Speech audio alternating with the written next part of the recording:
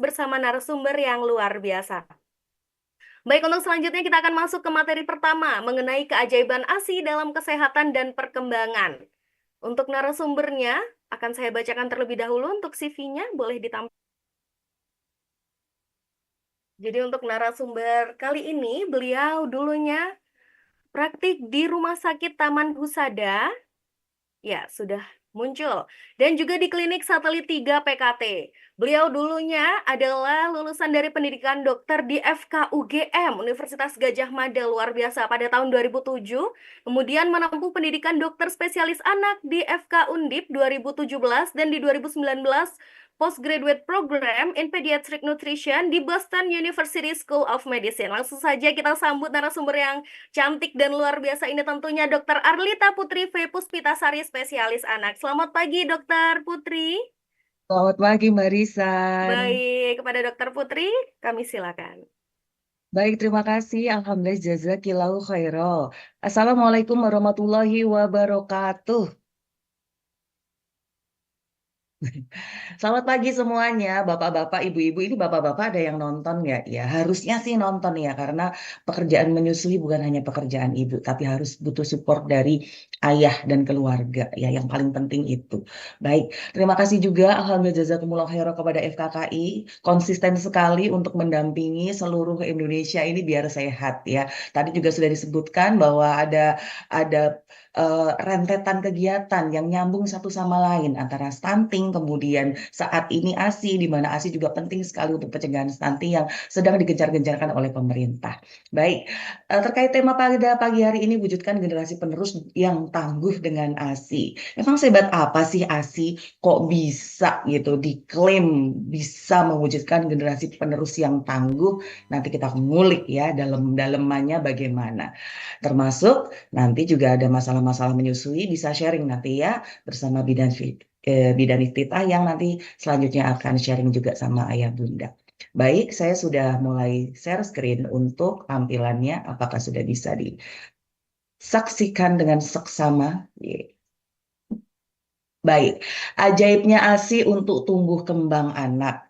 Saya Dr. Alita Putri, spesialis anak. Kalau ingin silaturahim, tanya-tanya, kepo-kepo, atau belajar banyak tentang bagaimana tumbuh kembang anak, silahkan. Saya ada di Instagram @tanya-dokter-anak. Ada channel YouTube-nya juga ya, namanya juga sama, Tanya Dokter Anak. Boleh mampir, boleh subscribe kakak, follow kakak. Silahkan. Baik, cairan kehidupan itu namanya air susu ibu. Ya, pada kali ini nanti kita akan belajar tentang bagaimana perkembangan payudara. Kok bisa dia tahu-tahu bikin ASI gitu, ada isinya, keluar cairannya. Kemudian bagaimana sih produksi ASI itu? Apa saja yang diproduksi di payudara ibu itu? ASI apa isinya, komposisinya, dan manfaatnya apa saja bagi kesehatan anak kita? Kemudian anak yang ASI, apa kabar pertumbuhannya dibandingkan dengan anak yang non ASI atau anak yang lain ya. Dan tentu ya, poin penting manfaat ASI dan manfaat menyusui untuk perkembangan bayi dan balita. Sebelumnya mohon maaf, ini suara masih serak-serak batuk. Nanti mungkin ada diselingi batuk-batuk, pesan sponsor batuk ya.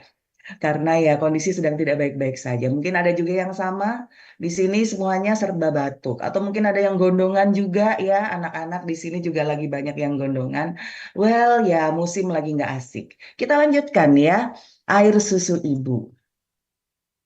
Oke, ini adalah perkembangan payudara. Payudara itu berubah mulai dari ini, kita bacanya dari sebelah. Ini kayaknya enaknya pakai ini ya, pakai pen nih ya, lasernya, biar ada yang bisa disaksikan.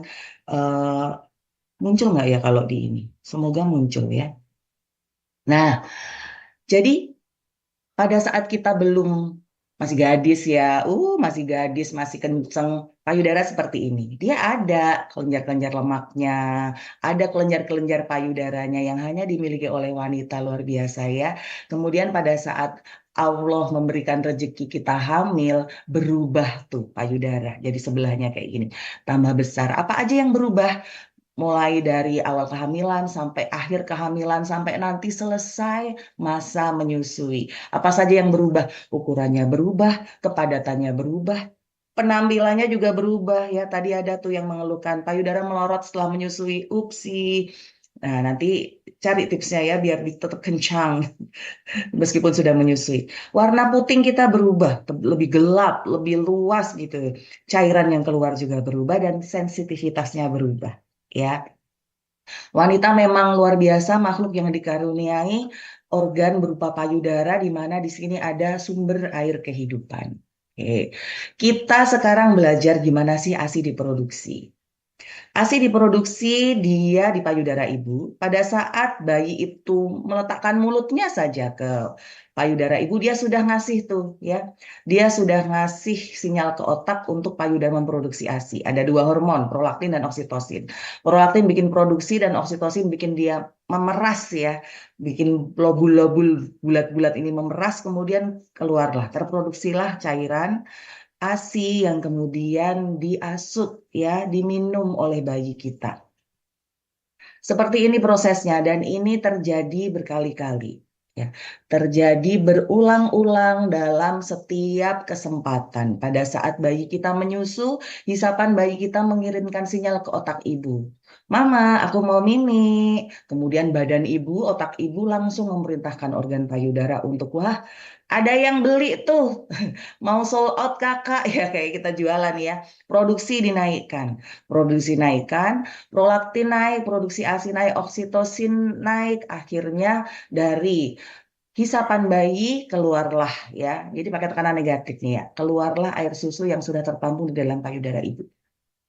Itu berulang-ulang dilakukan oleh bayi dan terjadi dalam tubuh ibu. Jadi sebenarnya as simple as netein, sekali orang netein itu sebenarnya prosesnya rumit. Proses yang terjadi dalam tubuh ibu itu rumit sekali. Semuanya serba tak tak tak tak tak, cepet gitu. Kayak mesin itu begitu dipencet starter kok langsung bunyi, kok knalpotnya langsung keluar asap, kok langsung panas, kok dinamonya langsung nyala, kok lampunya langsung nyala. Nah sama dengan menyusui juga gitu. Begitu bayi itu nempel di puting mama cerep gitu ya, itu langsung tet langsung ini on yang ini dihambat, yang ini di sini, let down refleksnya muncul ya, kemudian ibu juga jadi lebih rileks, bayi lebih rileks, makanya bayi itu bisa merasakan keresahannya ibu pada saat menyusui.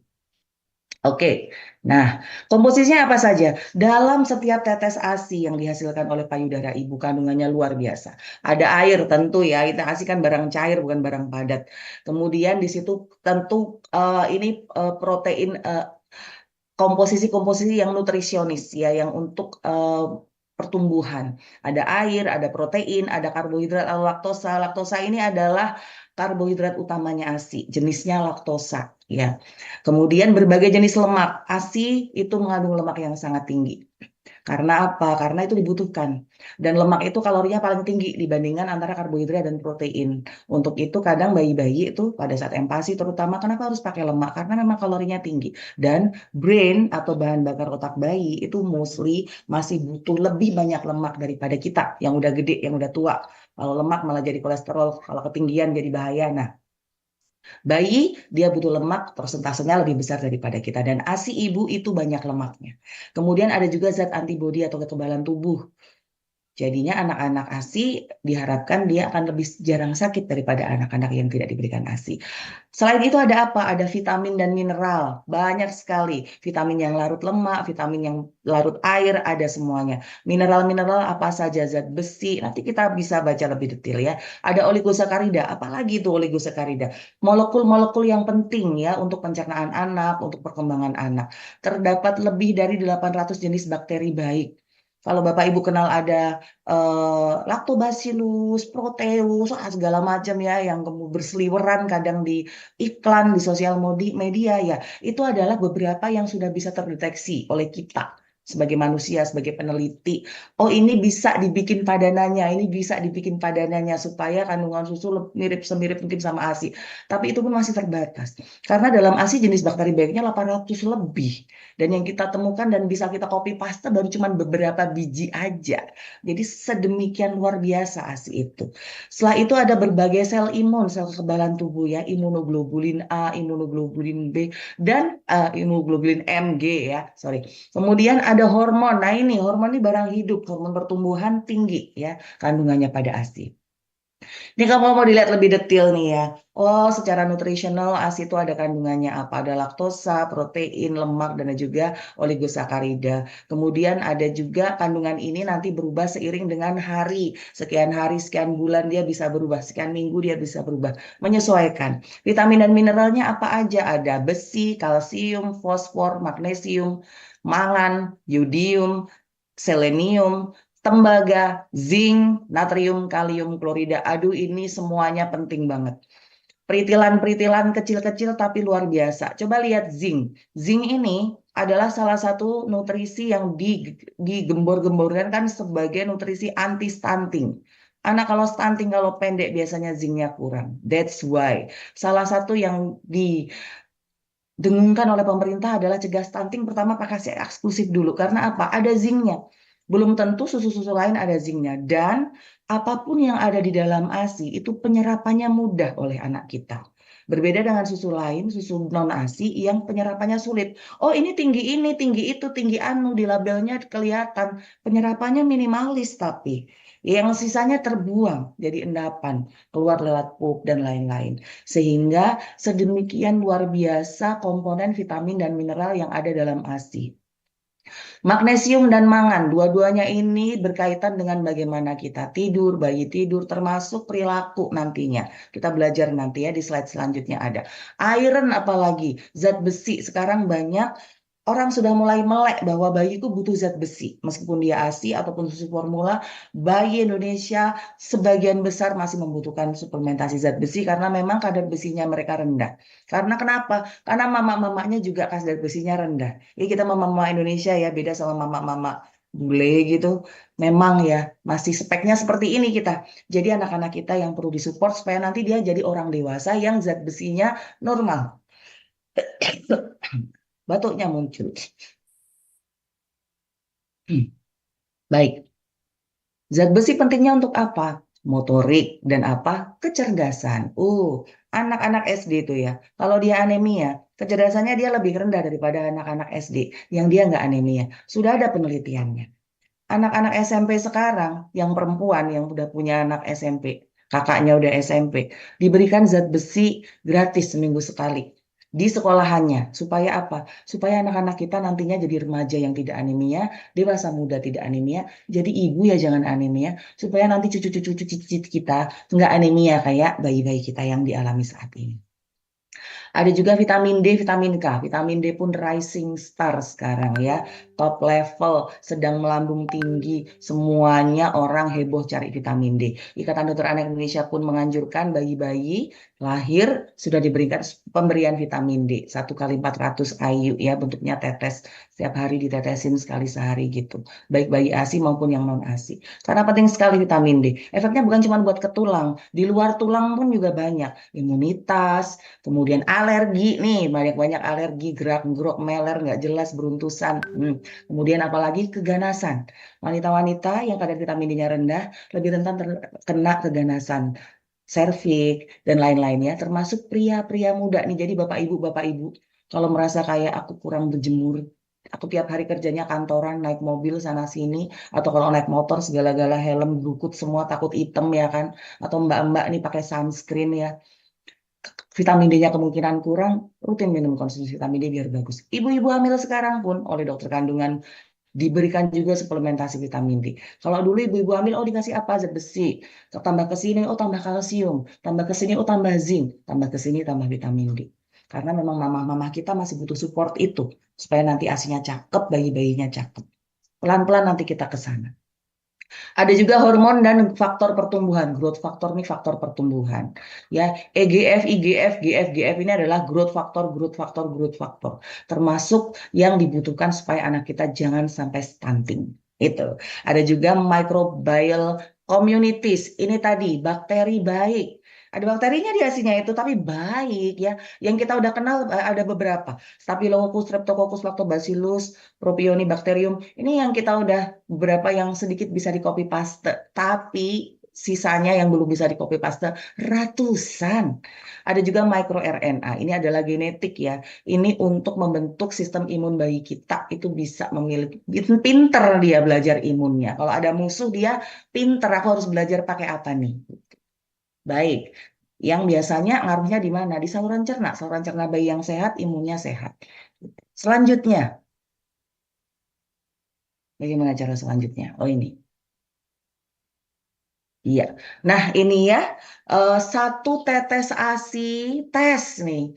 Itu udah macem-macem. Jadi jangan, oh tetes ini isinya lemak, tetes itu isinya protein. Nggak gitu. Di setiap tetesnya, wes komplit, Bu. Ya, sudah komplit. Komplit ada apa saja. Ada vitamin, ada mineral, protein, lemak, laktulosa ya. Laktulosa tadi karbohidratnya ya. Pasti porsinya lebih paling banyak dia kan energi ya. Itu sudah komplit. Seorang ibu bisa menghasilkan 500 sampai 800 ml air susu setiap hari untuk bayinya. Ini sudah cukup untuk memenuhi 400 sampai 500 kilokalori per hari untuk bayi normal yang lahir normal. Kalau bayi prematur, ibu menyesuaikan diri, dia akan punya kandungan kalori lebih tinggi karena bayi prematur, bayi yang lahirnya rendah beratnya kurang dari 2.500, dia harus naikin butuh energi lebih untuk naikin berat badannya. Nah, di setiap tetesnya itu sudah sekomplit ini. Jadi bukan neteknya harus sangat lama supaya dapat semuanya ya. Netek tetap ada waktu yang pas ya. Tidak perlu terlalu cepat, juga tidak perlu terlalu lama. Kalau terlalu cepat atau terlalu lama, masalahnya di mana? Nah, itu. Nanti belajar sama Bu Bidan Titah ya. Selanjutnya, nah, beda ada perbedaan perubahan ASI setelah kita melahirkan ya. Ada yang kenal sama kolostrum, itu adalah cairan ASI kental yang muncul setelah lahir, setelah kita melahirkan. Kadang di akhir-akhir kehamilan ada yang sudah keluar tuh ASI-ASInya ya. Simpen Bu, penting banget itu. Selanjutnya dia berubah jadi ASI transisi. Selanjutnya dia berubah jadi ASI mateng. Apa bedanya? Bedanya timingnya ya. Masing-masing ini dia komposisinya ada perbedaannya. Nih lihat nih kalau secara grafis ya, kolostrum oh dia ada si karbonya, tapi lemaknya tinggi banget loh, Cin. Proteinnya juga tinggi nih warna hijau tua nih tinggi. Vitamin mineralnya lebih tinggi. Memang ini benar-benar garda depan. Garda depan makanya lemak, protein, vitamin, mineral dia cespleng, losdol, gaspol. Karena memang bayi masih kondisi awal-awal kehidupan dia butuh proteksi. Tambah jadi ASEAN transisi mulai berubah. Kandungan energinya lebih banyak nih bayi udah butuh jadi kenyang butuh. Kalau di awal-awal dia masih punya energi tuh cadangan dari mamanya. Belum terlalu banyak butuh energi dari laktosa. Tambah ke sini, tambah hari, transisi laktosanya tambah banyak, lemaknya masih banyak, protein dan mineralnya menyesuaikan. Tambah jadi asimatur, menyesuaikan lagi ya, tiap tetesnya menyesuaikan lagi seperti ini. Baik. Nah, ini kolostrum. Nah ya, ASI yang keluar saat akhir kehamilan hingga 3 sampai 5 hari setelah lahiran. Produksinya cuma dikit, paling 30 mili. 30 mili itu kayak 6 sendok makan, 2 sendok makan ya, atau 6 sendok teh atau sendok makannya 15 mili ya. Kadang kayak gitu, jadi cuma sedikit, dia warnanya kuning lemon pekat, kental banget. Karena apa ya? Karena proteinnya tinggi. Protein itu kan bikin kental ya. Beberapa kali lebih banyak daripada ASI matang. Oke. Terus ini kolostrum ini disebut sebagai imunisasi pertama bayi. Itulah kenapa dia vitamin mineralnya gaspol banget. Karena tinggi zat antibodi untuk kekebalan tubuh, lebih banyak vitamin mineral. Di sini juga ada faktor pertumbuhan yang tinggi. Dia juga jaga bayinya anget segala macam ya. Melancarkan BAB pertama bayi yang keluar item-item tuh kalau bayi habis lahir ya, BAB pertamanya lancar keluar kalau kolostrumnya dapet. Dan nih yang penting, mencegah alergi dan mencegah bayi kuning. Jadi kalau bapak ibunya nih pengantin, bapak ibu mama papa sudah punya, aku alergi debu, suamiku alergi udang. Pastikan bayi kalian dapat kolostrum. Bayi bapak ibu dapat kolostrum. Kapanpun keluar kolostrumnya disimpan. Nanti diberikan kepada bayinya pada saat bayinya siap minum. Kalau dia udah siap minum segera setelah melahirkan, silahkan. Kalau bayinya nggak stabil, harus pasang oksigen dulu. Aku punya simpanan kolostrum bisa diberikan. Ya, disimpan sayang. Disimpannya diapain? Boleh dibekuin. Oh, nanti belajar tuh ya simpan ASI sama bidan Tika. Selanjutnya ASI berubah menjadi ASI transisi. Warnanya sudah sedikit memudar, nggak sekental sebelumnya. Ya, kandungannya di setiap tetesnya pun ada perubahan. Ini masa peralihan bisa sampai 2 minggu kemudian pasca melahirkan. ASI kita adalah ASI-ASI transisi. Produksinya udah mulai banyak nih. Kalau tadi cuman kayak 2 sendok, cuman berapa? 30 mili doang. Ini sudah bisa sampai, oh udah mulai banyak nih. Sampai 500 mili bisa, bismillah ya. Oke. Dan kandungan imunoglobulin dan protein memang agak menurun, tapi kandungan lemak dan juga gula atau karbohidratnya itu meningkat. Karena bayi udah mulai butuh untuk dia maintenance beratnya, untuk dia menjaga hangat suhu tubuhnya, untuk dia kenyang ya. Karbo dan lemak kan mengenyangkan. Selanjutnya adalah asimatur. Asimatur beda lagi komposisinya. Ini biasanya muncul setelah 2 minggu kita habis lahiran ya. Asinya udah mateng nih. Warnanya udah biasa putih atau putih sedikit kekuningan. Produksinya mulai banyak. Jadi untuk mama-mama biasanya yang desperate awal lahiran asinya mentok. Kadang setelah 2 minggu itu bisa melancar. Yang penting dalam 2 minggu pertama ini telaten gitu ya untuk mengasihi. Kemudian, kandungan lemak pada asimatur ini bisa berubah-ubah tergantung kebutuhan bayi dari waktu-waktu dan bahkan pada saat bayi sakit, kandungan ASI ini menyesuaikan. Subhanallah ASI itu ya punya link, punya sense, punya channel, punya sinyal antara ibu dan bayinya ya karena ASI itu barang hidup, bukan barang mati. Makanya dia bisa berubah. Apapun yang ibu makan bisa ngaruh juga ke ASINya. Apapun yang ibu minum bisa ada kandungan itu di ASINya. Makanya kalau pas mengasihi, makan yang sehat. Jangan mentang-mentang aku netein biar ASIku banyak, aku makan suka-suka. Segala fast food lah yang kadar gula tinggi, kadar lemak jenuhnya tinggi, gorengan-gorengan ulala, digaspol remblong dengan alasan ntar ASIku biar banyak. Tetap makanannya adalah makanan sehat. Kenapa?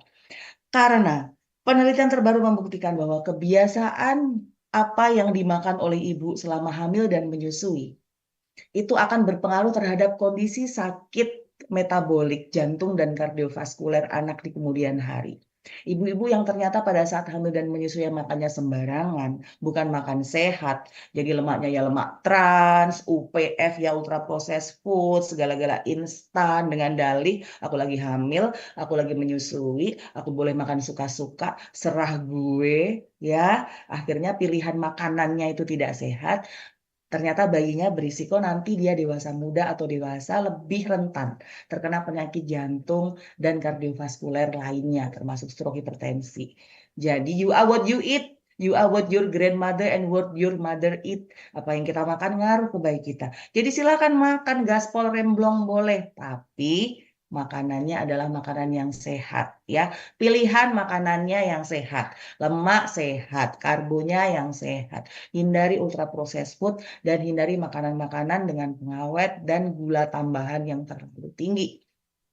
Oke, camkan itu ya Ibu, jangan mentang-mentang aku kan netein apa aja deh gue makan, sebelah level lambe jontor lah, apalah ya, hati-hati. Apa yang kita makan akan juga menjadi kebiasaan anak kita makan nanti, karena bayi sudah memiliki bisa tahu rasa kamu ya, tahu rasa. Bayi 4 bulan tuh udah pinter tahu rasa ya, dia udah tahu oh rasanya ini rasanya ini. Nanti pada saat empati, kok dia sukanya dikasih yang jajanan yang instan. Oh, mungkin dulu dia punya memori pada saat menyusui atau hamil, mamahnya suka jajan, jajan ciki, jajan pentol, jajan apa gitu ya. Bisa seperti itu. Jadi kebiasaan sehat kita ngaruh. Semua komponen nutrisi dalam ASI itu sudah mencukupi ya termasuk jenis proteinnya itu mencukupi untuk apa? Perkembangan otot mereka, perkembangan otak mereka, perkembangan tulang mereka dan juga sistem pencernaan mereka. Kalau kita lihat ya eh, pertumbuhan anak ASI, kadang mamah-mamah itu ada yang worry, anakku ASI dia kok nggak gemoy, anak itu sufor kok dia gendut, cabi, ipel-ipel lucu kayak boboho. Nah, ASI ini adalah nutrisi yang pertama dan yang disarankan untuk mencegah stunting. Anak ASI dia memang dari penelitian memang dia tidak gendut-gendut gemoy-gemoy. Ada sih yang ASI doang sampai gendut banget, sampai obesitas juga ada. Tapi memang rata-rata kebanyakan mereka tidak segendut itu dibandingkan dengan anak-anak susu formula. Dan ini normal, nggak ada masalah. Ini normal. Yang perlu kita lihat bukan gendut gemoynya anak, tapi adalah grafik pertumbuhannya dia normal. Oke. Dan justru pemberian ASI ini terbukti mengurangi risiko obesitas di kemudian hari, termasuk risiko kondisi sakit yang diakibatkan karena anak kita mengalami obesitas, diabetes, gangguan ginjal, hipertensi, dan lain-lain. Ini ada grafik penelitian, ini penelitian dari Korea. Even anak Korea, opa-opa ya, yang sekarang nonton drakor, mama-mama, pun di sana anak-anak ASI, ini anak support tuh yang garisnya tidak putus-putus, yang garis putus-putus ini adalah anak-anak ASI ya. Mereka pun memiliki rata kondisi-kondisi yang memang tidak segemoy anak-anak yang dia susu formula. Dan ini berlaku di banyak sekali negara. Ini Korea kayak gini, Indonesia pun sama. Sehingga tidak perlu minder. Alhamdulillah ASI, alhamdulillah grafik berat badannya normal. Dah, kok kurus sih? Itu loh 3 bulan gendutnya, lucunya. Kok anakmu nggak gitu? Jelek langsung ya Bu ya. Sampai ke hati, sampai ke otak, langsung di rumah mengharu biru, nangis ihi-ihi. Asinya jadi seret. Aduh ya kan sayang. Kalau ada yang julid seperti itu, ya sampaikan saja. Iya, alhamdulillah anakku ASI full, grafik berat badannya normal. Wes, sudah cukup. Yang namanya grafik berat badan normal ya normal, bukan kuru, bukan lemu, bukan gendut, bukan stunting, tidak. Normal ya normal. Jadi tidak perlu rendah diri gara-gara anak kita ASI kok anak kita nggak segemoy anak-anak yang non ASI. Oke, baik. Kita lanjutkan. Nah, kita masuk ke yang penting nih, salah satu yang penting.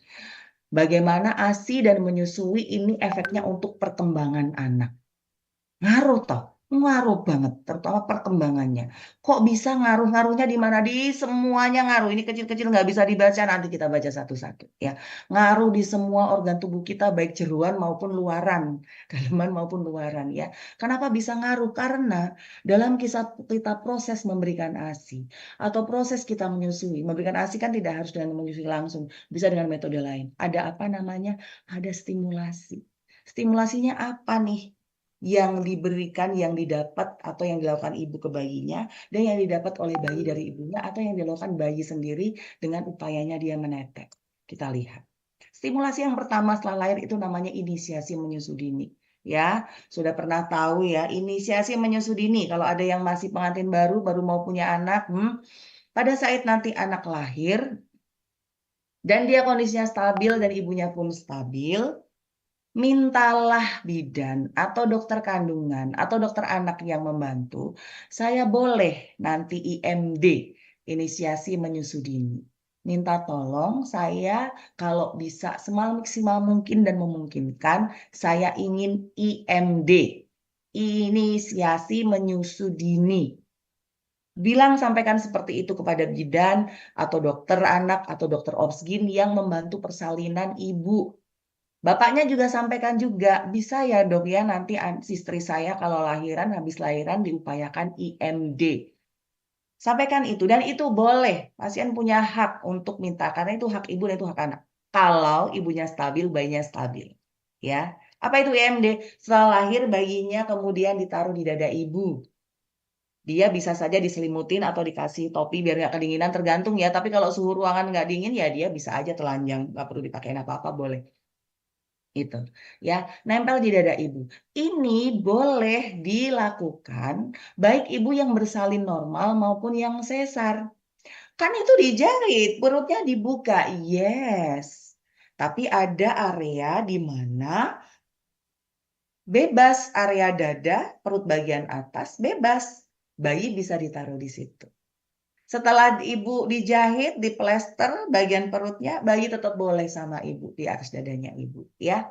Selama berapa lama? Bisa 1 jam, bisa lebih lama, tergantung kondisi, tergantung setting tempat pelayanan persalinan masing-masing, ya. Bayi yang punya kesempatan untuk melakukan IMD dengan ibunya, mereka sudah terstimulasi sejak dini untuk mencari sumber nutrisinya. Apa itu? Payudara ibu. Di atas perut ibu bayi nanti akan bergerak-gerak. Dia akan kerekel-kerekel. Apa kerekel-kerekel? Ya gerak-gerak kayak bayi merayap-rayap gitu ya. Kayak tentara tuh merayap-rayap. Di atas perut atau di atas dada ibunya. Dia nanti akan kepalanya ke sana kemari. Mencari apa? Mencari bau susunya ibu. Ya. Jadi mencari susunya ibu, mencari susu, mencari payudara. Kok tahu dia? Karena dia bisa nyium baunya. Bau puting ibu itu mirip dengan bau cairan ketuban. Nah, bayi lahir kan dilap-lap tuh biar dia kedinginan kan dilap-lap gitu. Tapi kita, tenaga kesehatan, tidak disarankan ngelap telapak tangannya bayi. Jadi setelah lahir dia dilap tuh ujung kepala, rambutnya dilap, badannya dilap biar nggak dingin. Itu prosedur wajar ya, prosedur normal dan harus dilakukan supaya bayi nggak hipotermia, supaya nggak dia nggak kedinginan. Tapi kita tidak ngelap telapak tangannya. Untuk apa? Nanti dia gitu bayi ya di atas perutnya ibu dia rayap-rayap gitu. Dia nanti akan cium telapak tangannya jadi dia akan cari, oh ada bau yang mirip sama ini. Kadang dia udah jilatin telapak tangannya di atas perut ibunya tuh. Terus dia merayap-merayap ketemu puting ibunya. Makanya ibu sebelum persalinan kadang kita tidak kita tidak sarankan untuk mencuci putingnya. Mandi boleh tapi puting nggak usah dicuci. Puting jadi baunya ibu aja, bau nalurinya, bau alamiahnya ibu aja. Supaya bayi nanti nggak bingung. Kok baunya nggak ada ya? Kok nggak ada yang mirip ya? Di mana? Itu salah arah. Karena bayi kan ngelihatnya dia belum jelas. Bayi ngelihat itu masih kayak hitam putih, kayak dia di gua terus ada lorong cahaya, udah kayak gitu aja bayi itu lihat. Dia belum bisa lihat kita punya hidung, punya mata belum bisa. Lihatnya cuma oh ada cahaya, makanya dia kedip-kedip ada cahaya, ada cahaya. Instingnya adalah di mana? Bau dan bunyi detak jantung ibu ke sebelah jantung. Duk-duk-duk-duknya aku dengar dari zaman aku di kandungan ya kan. Itu. Makanya jangan tidak perlu mencuci payudara sebelum melahirkan. Mencuci itu pakai di sabun, dikosek kayak gitu, dibersihkan gitu nggak perlu. Jadi cukup di bilas air boleh karena mandi kan pasti guyur air ya sayang, boleh supaya bayinya nanti nggak bingung. Nah, bayi sejak dini sudah apa dia? Dia sudah menggunakan seluruh kekuatannya. Hidungnya, perabaannya, otot geraknya sudah sejak sedini itu. Dan ini langsung tes menstimulasi 100 miliar saraf di otaknya. Bayi yang punya kesempatan IMD itu sejak awal sudah tes, sudah on, kayak ceklek biar gitu. Sedangkan bayi yang tidak punya kesempatan IMD, kesempatan ini dia hilang. Padahal ini penting untuk perkembangan selanjutnya. Kita lihat nih. Bayi pas nyusu itu sibuk loh. Ya, dia ada beberapa refleks yang bayi kuasa. Yang pertama routing refleks nih. Routing refleks tuh kalau kita taruh tangan kita di sekitar mulut bayi, dia akan cari tuh tek tek tek tek tek tek tek. Ini apa? Ini untuk membantu bayi. Dia pada saat menyusu, begitu puting susu sudah mendekat, dia bisa ngarahin mulutnya. Oh, sebelah sini, sebelah sini, sebelah atas, sebelah bawah. Jadi bayi kalau diginiin dia gerak-gerak itu belum tentu. Oh, bayinya lapar tuh, harus kamu susuin. Belum tentu. Karena ini normal, bayi lapar, bayi kenyang diginiin ya dia. Kalau kecuali dia tidur ya. Kalau tidur mah kadang ya udah pass out ya bayi, nggak sadar. Dah terlelap. Ini bayi yang lagi alert, dia muncul ininya. Terus ada refleks apa lagi? Ada refleks latching. Dia bisa melakukan pelekatan. Melekatnya yang benar. Nanti belajar sama bidan kita ya. Pelekatan yang benar. Tadi termasuk 8 dari 14 ibu puting lecet. Biasanya salah satunya karena pelekatannya yang kurang tepat. Ada apa lagi? Refleks sucking atau menghisap. Nih, kalau mau iseng nih bapak-bapak nih ya, kalau mau iseng, iseng nggak juga. Ini buat ngecek ya refleks hisap. Kayak apa sih rasanya dihisap gitu di mulut bayi biar bapak itu merasakan payudara mamah dihisap tuh kayak apa. Masukin jari kita ke mulut bayi, nanti dia akan disedot tuh, kenceng. Kalau saking refleksnya bagus, artinya dia bagus untuk perkembangan dia minumnya. Dan jangan salah, tidak semua bayi sejak lahir kemampuan refleks-refleks ini bagus. Bayi yang kok sulit netek ya, kok dia direspon nggak bagus, dia kok sulit merenahin, kok dia kalau kita kasih mulut, kita kasih jari, kita kasih puting pun ngenyotnya nggak kuat. Ada tanda, jangan-jangan bayinya sakit, baik sakit fisiknya maupun sakit secara perkembangannya. Perlu diperiksakan. Pergi ke konselor laktasi dulu. Setelah semua dilakukan kurang bagus, masih ada PR, pemeriksaan lanjut. Bahkan sampai USG kepala, USG otak bayi, untuk melihat bayi ini sebenarnya normal atau enggak. Kita banyak dapat kasus rujukan dari konselor laktasi, bayi ini sudah dilakukan sedemikian rupa stimulasi, tetapi bayinya responnya nggak bagus. Kayak diajarin kok susah ya anak ini. Setelah kita periksa lanjutannya, oh ternyata bayi ini mengalami gangguan. Oh dia ada infeksi tokso, CMV. Oh bayi ini ternyata ada hidrosefalus tapi nggak ketahuan. Oh bayi ini nanti resiko perkembangan kemudian dia mengalami gangguan. Entah dia sulit jalan, lambat bicara, dan lain-lain. Ada kondisi-kondisi seperti itu. Sehingga ketiga kesibukan bayi ini harus orang tua pahami. Bayiku ini ya, kayak kita punya motor ya, bisa nggak digas sampai 60, digas sampai 80, lancar nggak? Nih bayi juga gitu. Ya, dia kemampuannya untuk beraktivitas, untuk sibuk, itu normal nggak? Nah, aktivitasnya bayi apa? Salah satu aktivitas terberatnya dia tuh netek. Karena membutuhkan semua daya upayanya. Pikirannya alert, ya, otaknya jalan, mulutnya gerak, kemampuan menghisapnya oke, pencernaan siap, penciuman siap, tangan siap. Nah, gitu. Ini harus diperhatikan. Nah, kita juga ada interaksi selama menyusui. Nggak cuma bayinya yang cari-cari gerak-gerak, tapi apa? Ibu ngapain selama menyusui? Biasanya ibu menatap bayinya, bayi juga menatap ibu. Saling pandang-pandangan. Ibunya senyum, ngajak bicara, nyanyi, berdoa. Ibu ngusap kepala badan kakinya bayi. Ibu cium tangan bayi. Ibu kadang netein sambil ngayun, ya kan? Sambil gerak-gerak. Ini semua apa? Ini semua adalah stimulus sensori. Sensori itu adalah panca indera, penglihatan, pendengaran, sentuhan, bahkan juga sensor keseimbangan propriosepsi. Dia senang diayun, karena kayak di dalam kandungan dia diajak jalan itu kan terayun-ayun, makanya dia senang diayun. Ini bisa menimbulkan rasa keamanan dan rasa percaya pada bayi. Selanjutnya apa? Stimulasi ini semua itu penting karena dia langsung masuk ke otak bayi. Oh, aku ngeliat, aku nyium, aku dengar. Dan ini penting untuk kemampuan perkembangan fisik dan emosional di usia selanjutnya. Ibu kalau nyusuin, jangan sambil diem, sambil ngomong. Ngomongnya beraneka ragam. Ngomong bahasa Indonesia, bahasa Inggris templentot juga nggak apa-apa. Nyanyi bolero juga nggak apa-apa. Baca Quran meskipun bacaannya gerudal-gerudul nggak apa-apa. Karena apa? Bayi itu menyerap semuanya. Kalau ibu dari sejak dini sudah memperkenalkan dia banyak bunyi, ada Inggris, ada Arab, ada bahasa Indonesia, bahasa Jawa, bahasa Korea. Mungkin ibu-ibu yang suka drakor. Oh, Uri Adel, Panggap Simida, Sarang, aduh gitu. Nantinya dia pas ada saat gede, pada saat dia harus belajar berbagai bahasa, dia akan lebih mudah. Karena dia pernah punya memori bahwa di suatu masa dulu yang aku nggak ingat, otakku pernah menyerap itu dari ibuku, dari sekitarku. Jadi, jangan dia membisu kalau netein bayinya sambil diajak interaksi. Terus apa lagi? Nah, interaksi juga sama bapaknya. Ayah turut berkomunikasi dengan bayinya. Pada saat disusuin, ayah ikut gangguin. Bukan gangguin ibunya ya, Pak. Gangguin bayinya ya. Pada saat ibunya capek, ayah ganti main sama bayinya. Ngajak ngobrol, menimang, mengayun, ketawa. Karena apa? Bayi yang sering bicara dengan ayahnya, mereka gedenya lebih pinter. Bayi yang sering bermain sama ayahnya, quality time, mereka hasil tes kecerdasannya lebih bagus. Mentalnya juga lebih bagus. Ini semua proses menyusui, memberikan ASI, ibu dan ayah bekerja sama, ngaruhnya banyak ke perkembangan-perkembangan selanjutnya. Makanya bayi yang diberikan ASI, dia biasanya IQ-nya lebih tinggi. Dan ini penelitiannya terbukti. Bayi-bayi ASI rata-rata IQ-nya lebih tinggi. Karena apa? Karena dalam ASI ada kolesterol dan lemak baik. Dan ini mendukung pertumbuhan sel saraf di otak. Tadi, kenapa lemak ASI itu tinggi? Karena bayi bahan bakar otaknya masih lebih besar lemaknya daripada kita sebagai orang dewasa. Apalagi efeknya?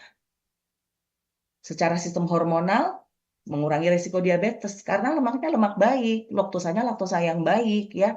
Kemudian di organ mulut mengurangi tindakan ortodontik jika menyusu lebih dari setahun. Jadi bayi-bayinya nggak butuh tuh harus rahangnya keliru lah, susunan giginya aneh lah ya. Nyusuin di atas 1 tahun bayinya ke depannya harapannya kondisi giginya lebih sehat, susunannya dan kesehatan giginya. Meningkatkan otot motorik oral nih oral motorik ini yang praharanya mamah-mamah empati, bayinya kok ngemut, bayinya kok ngelepeh, kok dia gaging, nggak bisa naik tekstur. Motorik oral ini lebih bisa dilatih dengan menyusu. Karena nyusu itu aktif, bukan pasif. Kalau ngedot dia pasif ya. Dan sudah mengenalkan berbagai sensori rasa sejak dini. Karena bayi ibu menyusui, itu ibu makan segala macam. Dan bayi sudah tahu rasa dari situ. Ya. Selanjutnya di organ mana lagi? Manfaat ASI bagi anakku. Mata. Penglihatan mereka lebih baik. Lebih rendah risiko pakai kacamata daripada bayi-bayi yang diberikan sulfur. Telinga. Mengurangi risiko infeksi telinga. Karena pada bayi-bayi dot, kadang dotnya kita bersihnya kurang bagus atau bayi-bayi empeng. Nah, disitulah kuman ada, masuk tertelan, masuk ke saluran nafas, jalan-jalan deh ke telinga. Kan ada salurannya kita, dan salurannya di bayi itu lebih pendek. Jadi kadang bayinya jadi infeksi telinga. Tenggorokan pada anak-anak ASI resiko operasi amandelnya lebih rendah. Kalau tuh dia punya amandel, bisa nggak langsung operasi, bisa nggak perlu operasi karena memang amandelnya nggak separah itu. Itu. Otot dan sendi, mereka anak-anak ASI berisiko lebih rendah terkena radang sendi. Saat ini, selain ginjal yang lagi hits, anak-anak mulai banyak yang mengeluh nyeri sendi. Disinyalir karena apa? Mulai muncul gejala-gejala autoimun. Kenapa? Karena pemberian nutrisi yang tidak tepat. Baik dari ASI yang tidak eksklusif dan tidak dilanjutkan ASI, atau pemberian makanan-makanan dengan kandungan pengawet pewarna dan tralala yang berlebihan itu. Ya. Kulitnya bagaimana? Kulit anak ASI berisiko lebih rendah terkena eksim atau iritasi. Apalagi sistem imunnya mereka tentu lebih strong, mencegah kondisi-kondisi seperti gangguan sistem imun, bahkan kanker pada anak. Ini berdasarkan hasil penelitian semua. Selanjutnya organ apa lagi yang mendapatkan manfaat? Semuanya, saluran nafas. Anak-anak jadi jarang sakit gara-gara karena dia diberikan ASI. Lebih lama, tambah lama ngasihinya, tambah strong anaknya. Jadi kayak radang, bapil gitu ya, sesak nafas, influenza, asma, mereka kejadiannya lebih rendah. Terus apalagi jantung, pembuluh darah. Kadar kolesterol pada saat dewasa lebih rendah daripada orang lain yang dulu bayinya minum sufor. Jadi kalau dulu bayinya asinya sebentar atau nggak diasiin. Nah, pada saat dewasa nih, aku dulu nggak asi nih. Harus nih, pada saat umur 20-an sudah harus aware. Aku sudah ada resiko kolesterolan nggak ya? Jangan sampai nanti umur 40-an, 50-an pada saat harus kenceng-kencengnya kerja, anak-anak butuh biaya, tumbang karena nggak pernah check up. Ya, laju jantung juga lebih lambat karena jantungnya lebih sehat, lebih roso. Jadi dia nggak perlu jeduk jeduk jeduk jeduk jeduk jeduk jeduk jeduk, cukup karena sekali pompanya roso. Itu anak ASI ya. Secara ginjal, ASI lebih rendah garam daripada kandungan sulfur ya. Garamnya ASI itu, ASI ada garamnya Bu, ada natriumnya ya. Dia kandungan garamnya lebih rendah, proteinnya lebih ringan, jadi mudah diserap sehingga tidak membebani ginjal dibandingkan dengan anak-anak sulfur. Oke, saluran kencingnya juga jadi lebih sehat, lebih jarang infeksi saluran kencing. Lebih rendah resiko usus buntu pada bayi ASI dan bayi yang tidak ASI. Jadi kalau ada teman kita usus buntu, coba dulu kamu ASI atau enggak, ditanya ya. Gitu. Kemudian jarang sembelit juga bayi ASI. Sembelit itu bukan kok dia udah seminggu nggak BAB, nggak gitu juga ya. Jadi kadang salah kaprah nih, bayiku ASI kok lama nggak BOL.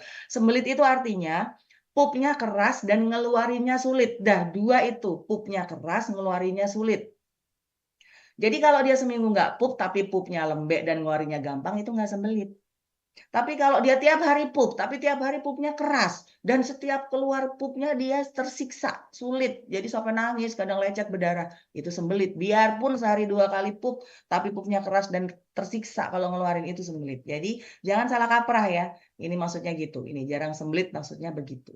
Nah, terus sistem pencernaannya juga pasti lebih sehat, mengurangi kejadian diare, alergi makanan, dan risiko penyakit pencernaan pada saat dewasa. Kadang kita dengar ya, anak-anak yang terpaksa harus minum supor, susu ini mencret, susu itu sembelit, bingung mau susu yang mana. Gitu. Nah, ASI dan menyusui juga berpengaruh terhadap kondisi mental health anak. Sekarang kita lagi gencar-gencarnya kesehatan mental. Menyusui selama lebih dari 6 bulan, 6 bulan ya, kurang bulannya ini ya, ternyata kesehatan mental anak lebih baik daripada anak-anak lain, termasuk resiko dia menjadi pembuli.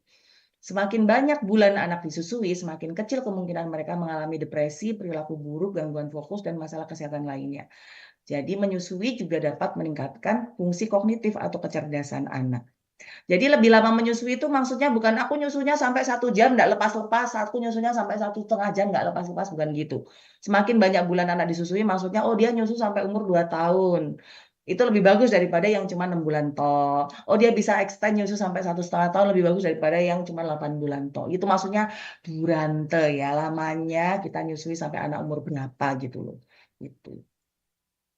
Nah, ini juga ada penelitian yang membuktikan bahwa ASI dan proses menyusui itu ngaruh ke kecerdasan anak. Bayi yang disusui lebih dari 15 bulan itu ternyata memiliki kematangan otak dan kecerdasan yang lebih baik dibanding dengan bayi yang disusui kurang dari 12 bulan. Ini gambar secara geometriknya ya.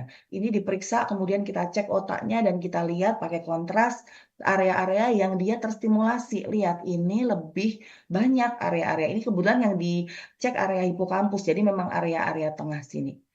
Nah, ya, seperti itu. Karena tadi ya komposisinya bagus dan proses menyusuinya juga luar biasa. Semakin lama menyusui anak, level kecerdasan anak lebih baik. Termasuk level dia bagaimana mengontrol mental emosionalnya dia. Semakin lama ini maksudnya tadi semakin tua anak, semakin tambah usia ya, bukan semakin lama jamnya sekali nongkrong menyusui. Itu ya, jangan salah kaprah. Ya, terus ini juga ada penelitian bagaimana perbandingan bayi-bayi yang full ASI dibandingkan dengan bayi sufor. Bayi yang full ASI dibandingkan dengan bayi sufor, ternyata yang full ASI tetap ya, ini kandungan-kandungan kemampuan dia untuk lebih kuningnya nih, lihat dia, cakep. Ya kan, yang biru-biru dia nggak banyak.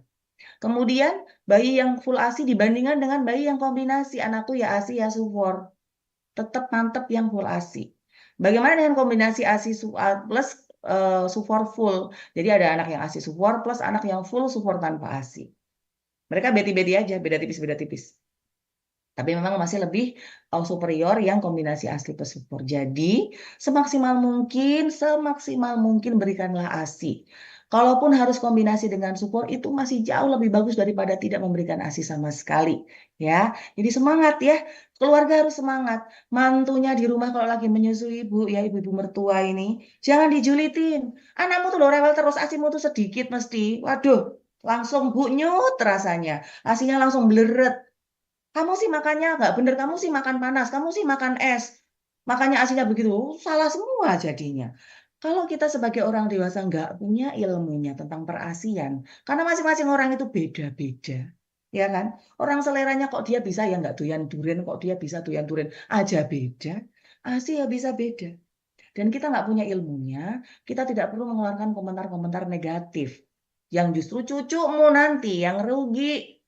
Ya kan, dia kurang cerdas, dia penyakitan, gara-gara kita julitin menantu, kita julitin anak gadis kita, oh anak perempuan kita yang lagi menyusuin, atau suami nih, kadang suami ya, lost doll, apa sih dek, itu loh istrinya mas itu kayaknya asinya banyak kok asimu sedikit, waduh mas, lupa ya, langsung, uh, langsung itu bener-bener di hati istri, suami kalau komentar kayak itu, runtuh dunia, runtuh, ya, jadi kalau kita belum punya ilmu tentang perasian, istri kita butuh bantuan, menantu kita butuh bantuan, anak perempuan kita yang sedang menyusui butuh bantuan. Kita ajak mereka cari bantuan. Yuk, konsultasi yuk ke konselor laktasi. Ini bidan FKKI banyak yang konselor laktasi. Nanti bisa dipromot loh akun-akunnya. Bisa konsultasi online juga loh. Nanti bidan Tita juga itu memberikan bisa konsul online. Kalau jarak jauh, di mana saya di kampung, saya di gunung, tidak ada konselor laktasi, silahkan difasilitasi. Ya, luar biasa. Ajak mereka cari bantuan. Kita jangan sok tahu, kita jangan sok pinter, sok iye, ya kan? Karena apa? Apapun proses menyusui itu kalau bermasalah, yang dirugikan pasti bayinya, anakmu, otak anakmu, tubuh cucumu, otak cucumu, ya. Jadi, bantulah para ibu-ibu menyusui ini dengan memberikan support. Kalau kita nggak tahu, kita bantu cari tahu. Ibu-ibu yang mau lahiran, dek ini ada kelas laktasi, mau ikut. Bayar murah 35.000 aja. Oh ini ada kelas Zoominar gratis. Kayak hari ini nih ya, gratis online. Ini nanti ada di YouTube, bisa di replay, diulang-ulang. Kalau perlu bagian ini di-cut, kasih ke mertua, kasih ke orang tua. Nih, sama solihnya. Please banget Bapak Ibu mertua ya, mama, papa, kakek, nenek. Menantu ini, para ibu-ibu muda ini, anak-anak perempuan kita ini ya, para istri ya, Pak suami ya, butuh support pada saat menyusui supaya apa? Otaknya cespleng anaknya, kesehatannya bagus. kita yang diuntungkan, ya. Bukan semata-mata, oh gampang aja, oh ini, nggak mau rugi, nggak beliin anaknya support, nggak mau modal. No, no, no, no. Ya, bayi kita, anak kita yang diuntungkan, dan yang dirugikan kalau ASI itu bermasalah. Oke? Baik, mohon maaf Ya. dokter, waktunya sebenarnya sudah habis. Mungkin nanti Hmm. bisa dilanjutkan di sesi tanya jawab ya, Dokter Putri, atau mungkin mau dilanjutkan beberapa Sedikit menit. lagi boleh. Oke, baik, Nih, dokter. ASI menyusui dan anak autis, ya. Autisme itu gangguan perkembangan anaknya kurang bisa komunikasi. Dan ASI pada masa kanak-kanak ini bisa menurunkan risiko autis sampai 76%. Ya, nyusunya selama berapa? 12 sampai 24 bulan. Hiperaktif gimana? Anak hiperaktif yang nggak bisa diem, nggak bisa fokus nih banyak anak-anak sekarang ya. ASI eksklusif mengurangi risiko ADHD di usia prasekolah. Jadi nggak cuma fisiknya aja, mental emosionalnya anak juga terbantu. Sudah sampai di penutup nih, Mbak Risan. Oke. ASI anugerah luar biasa berharga yang dikaruniakan pada ibu. Ini adalah hak anak dan kewajiban kita orang tua, Bapak Ibu untuk semaksimal mungkin mensupport supaya bayi kita dapat ASI. Ya, komposisinya luar biasa dan bisa disesuaikan dengan kebutuhan anak. Anak ASI itu tumbuhnya ideal, tidak kurang, tidak juga berlebihan, sebagian besar ya. Dan anak-anak ASI memiliki kesehatan fisik dan mental yang lebih baik. Kecerdasan juga lebih baik dan berkurang risiko gangguan-gangguan perilaku di kemudian hari seperti autis atau hiperaktif.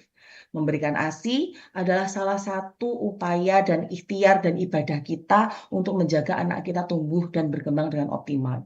Anak untuk tumbuh kembang nggak cuma butuh ASI tok, butuh stimulasi, empati, dan lain-lain selanjutnya. Tapi dengan memberikan ASI eksklusif dan ASI selama mungkin semaksimal kita bisa berikan, ini sudah menjadikan salah satu upaya dan ibadah kita supaya anak kita tumbuh kembangnya optimal. Ya Ibu, nyusui bukan sekedar memberi ASI, tapi ada kasih sayang di setiap pelukan, ada doa di setiap tegukan, dan ada perjuangan di setiap tetesnya. Untuk perjuangan mengasihi nanti lanjut sama bidan iftitah. Dari kami cukup sekian, mohon maaf waktunya sedikit molor. Nanti kita lanjut diskusi. Terima kasih banyak. Alhamdulillah jazakumullah khairan. Assalamualaikum warahmatullahi